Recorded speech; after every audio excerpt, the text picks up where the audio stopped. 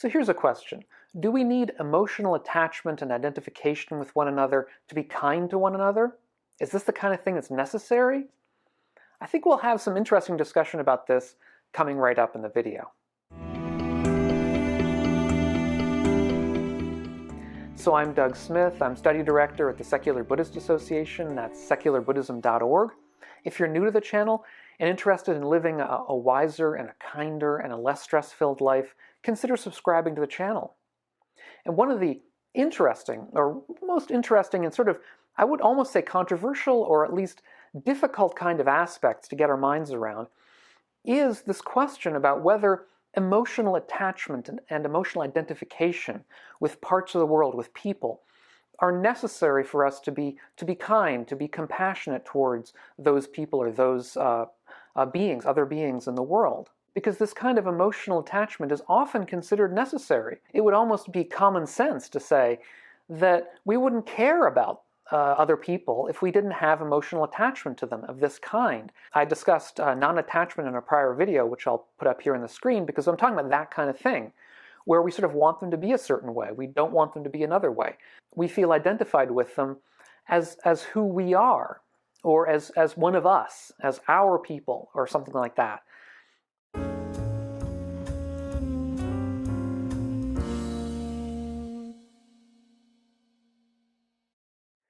So the claim is that it's our emotional attachment to our friends and our family that makes them special to us, that makes us particularly kind to them, that makes us particularly compassionate to them, that makes us go out of our way to help them. And not only that, but this kind of attachment base to our ethics, if you like, is indeed central to several very, very important ethical systems within the world. For example, the ethical system that the Buddha grew up partly in was the Brahminic ethical system that was central to Brahmanism and then became central to Hinduism later. This Vedic Brahmanistic ethics, which was very family-based, where Dharma, as it really meant, was your ethical duties to your family in particular, your family and other people within your caste. So your ethics was to fulfill a certain kind of role within your particular caste. So let's say people who were in the Brahminic caste were supposed to be the religious leaders who did certain kinds of sacrifices on behalf of others and themselves and their society. And people in the Vaishya caste their role was to be traders and to make money trading and selling and buying goods. And people in the Shudra caste, well, their role, their dharmic role, was to be the laborers who worked in the fields and so on at the time. But it was based on family first. You had a duty to your wife, you had a duty to your husband, you had a duty to raise your children, you had a duty to have children. These were all sorts of very family-based duties, based on a kind of identification of yourself with a particular family, of yourself with a particular caste. And we also find the same thing in Chinese Confucianism, which has played a central role in Chinese culture even down to the present day. The entire ethics is based upon your relation to others within the society, and that is structured again as a family. So you have particular duties to your parents. You have duties to your children as well, which is to treat them well and to educate them and to feed them and so on, to protect them.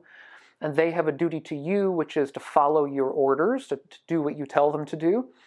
And that same familial kind of hierarchy is then recapitulated within the society itself, where once again you have a very hierarchical kind of political system, where everybody in the society has a duty to the leader, to follow the leader's orders, and the leader has duties to everyone under him, that is to say, to behave ethically and to behave without corruption and those sorts of things. So there's a reciprocal kind of idea, but it's based upon identity, based upon your particular identification with a role in society. And these are basically family kinds. They're structured as families, with the family really at the center. In fact, many attempts recently within, let's say, the 20th and 21st centuries within philosophy directed at naturalizing ethics, that is to say, finding some kind of natural basis for our ethical intuitions, tends also to look at the family. Because people have wondered, ethicists have wondered, within a Darwinian kind of evolutionary history, how is it that notions of altruism arose? Because within a Darwinian system, we might want to say, we're all competing with each other all the time. So we're fighting each other tooth and claw in order to get enough food and in order to get enough power and in order to reproduce enough times so that we leave enough genetic material for the next generations. That's kind of the background here. But even Darwin himself saw a route for kin-based, we might call kin-based altruism. That is to say that you're going to be particularly kind and compassionate towards your kin, in particular your children, and other people who can raise your children. That is to say, let's say your significant other, your other family members who may be older but can raise your children. And you're going to do that in order to preserve and protect that genetic inheritance so that it gets passed down. So we can understand how, within a Darwinian kind of world, if they don't try to protect their children as best as possible, they're not going to survive very long. So this is one way in which we can see that ethics seems to be based on this kind of identification, this kind of attachment through identity, through family. And also the biologist, I believe he was a biologist, Robert Trivers, a psychologist. Robert Trivers came up with this notion of what's called reciprocal altruism. In other words, he was trying to look at ways in which we might have altruism towards beings that were not familial, that were not our direct family or that contained our direct genetic inheritance, if you like. And he was saying that this can happen when we have repeated interactions with other people or other beings. If we have repeated interactions with them over a period of time, then, of course, we can understand from the point of view of sort of mere calculation that it would be better for both of us to be altruistic to one another if we can help each other. That is to say, I scratch your back, you scratch my back. If beings can learn this, to be good to one another, or for me to be good to you so that you can be good to me, then it's better for both of us. Especially, you might even say, really specifically, if we're talking about a Darwinian kind of context, if we're both in competition with some other group, because, if we help each other, if we scratch each other's backs, then we're going to outcompete them. So I think what we're going to see here is an ethics based upon, for want of a better term, prudence. It's a prudential ethics. That is, we're kind, we're compassionate, because it's good for us to do that. To be fair, I think a lot of the reasoning behind the ethics within early Buddhism in particular, within the Pali material, is prudential in this respect. It's justified based on prudence. That may to an extent have been didactic on the part of the Buddha. That is, he was trying to convince you, and so the easiest way to convince people to do something is to convince them that it's in their interest to do it. And so some of this prudential argument on the Buddha's behalf may have been intended simply to convince, but some of it may not have been. I mean, he actually seems to have believed that it was good for us. It was good for us in an egoistic sense, even, to be good to one another. And so he would put these arguments across to lay people on a simply prudential basis, and there's no reason to believe he didn't think that they were accurate. He wasn't trying to lie to them or anything. But there is another possibility, which is, in fact, the possibility that I think the Buddha really was after, which is that altruism, that kindness, that compassion can truly be universalized. That is to say, it's not dependent upon attachment. It's not dependent upon our identification with a particular family or with a particular lineage or with a particular caste or a particular country or culture. Because all of what we've been talking about up to now really are. They're identified with particular ways that we find ourselves. And if we leave those behind, if we leave behind the attachments to family and culture and nation and all the rest, what we're left with is a potential for a universalized ethics where we're kind to all beings, to all people, to all beings, simply because of that kindness sort of welling up within us as a psychological phenomenon. And that's actually the practice of compassion and kindness and sympathetic joy and equanimity that we find in the early texts when the Buddha recommends these kinds of compassion practices. And I talked about a little bit of that in a recent video when I talked about compassion in the early texts. It's a compassion that's universalized. It's not a compassion based upon our kin relations. It's not a compassion based upon our relation as leaders or as followers or anything. It's just a kind of universalized compassion that's directed outwards towards the entire universe. So to make specific what the differences are here, the kindness that's based on attachment is based on attachment to particular kinds of behaviors or particular kinds of relations.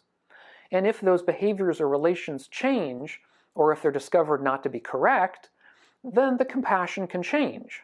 So that is to say that if compassion is based upon attachment, then if the attachment changes, if the basis of that attachment should change, then the compassion can go away. It's basically ethics that is mediated by our opinions about the way things are in the world. So I'm compassionate to you so long as you, let's say, remain my significant other, so long as you remain my girlfriend or my boyfriend. I'm compassionate to you so long as I believe that you are my child. Once I find out that you're not my child, let's say, then I'm not compassionate to you anymore. Or my father, or what happen, if I discover that you're not actually my parent, then I'm not compassionate to you. That's the kind of, and of course I'm exaggerating here a little bit, but I'm exaggerating to make the point that kind of compassion based on attachment is based on our understanding the world to be a certain way, or wanting the world to be a certain way. So if you behave right, if you behave in accord with the attachment that I have towards you, then you merit the kind of compassion that I extend to you. And this is, let's be honest, this is the basis of our legal system. And it does function very well in certain respects, not always. In some respects it functions terribly, but in other respects it does function well to get people to do certain things, or to get people not to do certain things that they shouldn't do. And that's the reason for it. The state will behave nicely to you so long as you follow this, this, this. Once you're discovered not to have followed this, this, this, then the state will not behave nicely to you anymore. However, kindness that's based on non-attachment, or let's say based on equanimity, doesn't have any divisions within it based on how you actually act. An equanimous kind of compassion or kindness is equanimous towards all. It is directed outwards towards all. It's to say that I'm compassionate to you because I'm compassionate towards all, because compassion is how I normally behave. And this is, of course, a very high bar, and I would say very difficult for us to actually do within daily life, partly because I think it's something very unusual to us, and partly because it is somewhat psychologically hard to be compassionate towards everyone. It's something we have to actually make a focused practice to do. This kind of practice doesn't preclude our having special friends. It doesn't preclude our having certain people that we're particularly close to in certain respects. I mean, just to take an example from the early texts, there's a very famous conversation that the Buddha had with Ananda, where Ananda says that spiritual friendship is half of the holy life, which means the life of practice. And the Buddha says, don't say that, Ananda. Spiritual friendship is all of the holy life. So this kind of spiritual friendship is key to our practice, key to our practicing well, and key to our enjoying practice and having success in practice. And of course that means that we're going to have what's called spiritual friends, friends who are helpful to us on the path, who help steer us in the right direction when we're going wrong, and who keep us on the right path. And those people are of course going to be closer to you in many respects, but they shouldn't be closer to you in the sense that you have compassion only for them but not for everybody else. Having said that, I think we can understand how this version of compassion, this view of compassion and kindness, is particularly suited to people within a monastic environment. Because, once we enter into the family environment where we have a spouse, where we have children, the idea of having compassion for all becomes somewhat more difficult because our emotional attachment, by which we mean involvement and not wanting people to change in certain respects, becomes very powerful when we're with a significant other. We don't want them to change in ways that makes them distant to us, both because it's painful to us psychologically, and because if we have children, of course, it's painful to them psychologically. So we can understand how this universalized compassion is particularly apt for people within a monastic environment, although I don't think that it has to be unique to them. But as we get into an environment that is more completely globalized, and where individuals and governments have the power to end the world, certainly governments do, and individuals, the power that individuals manage becomes greater and greater and greater with each passing generation. I think it becomes more clear that this universalized compassion is the kind of compassion that we really need going forward. A compassion that is identified with particular families or particular governments or particular nations can become corrosive very quickly because it becomes an us versus them phenomenon. If we're attached to our family, well, that means that we're not attached to somebody else's. And certainly somebody else who may look different or may practice a different religion or a different philosophy or no religion, or who may seem different from us in other respects, we may simply in virtue of the basis of our kind of ethical thinking, exclude them from our ethical world. And this is a constant way that governments and other people may try to denigrate those that they want to, let's say, go to war with, is by painting them as the other, by painting our ethical system as including only us, in whatever respect us happens to be, and excluding them.